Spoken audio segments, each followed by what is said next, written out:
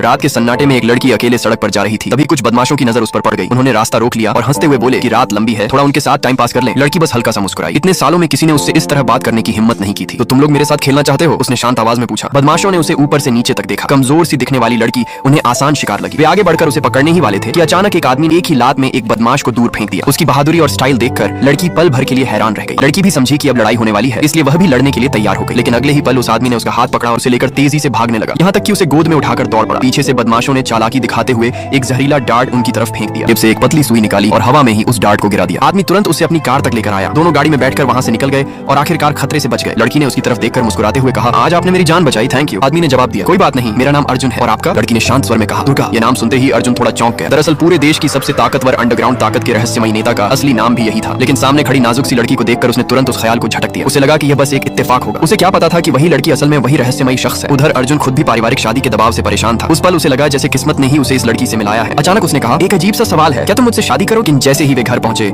अर्जुन की सौतेली मां गुस्से से भड़क उठी। ये घर कोई सराय नहीं है, वह चिल्लाई। हमने तुम्हारी शादी शहर के सबसे ताकतवर परिवार की बेटी से तय की थी। वो लोग कभी भी आने वाले हैं, पहले इन सबको यहाँ से हटाओ। तभी अर्जुन ने शांत चेहरे के साथ अपनी जेब से शादी का सर्टिफिकेट निकालकर सामने रख दिया। ये देखकर सौतेली मां का गुस्सा और भी बढ़ गया। उसने सोचा था कि इस शादी से उनका परिवार पूरे शहर की सबसे बड़ी ताकत बन जाएगा, लेकिन अब इस फैसले से अर्जुन ने उस गठबंधन को ठुकरा दिया था। और इसका मतलब था कि अब वह उस रहस्यमयी ताकत को छोड़कर लगभग पूरे शहर की ताकतवर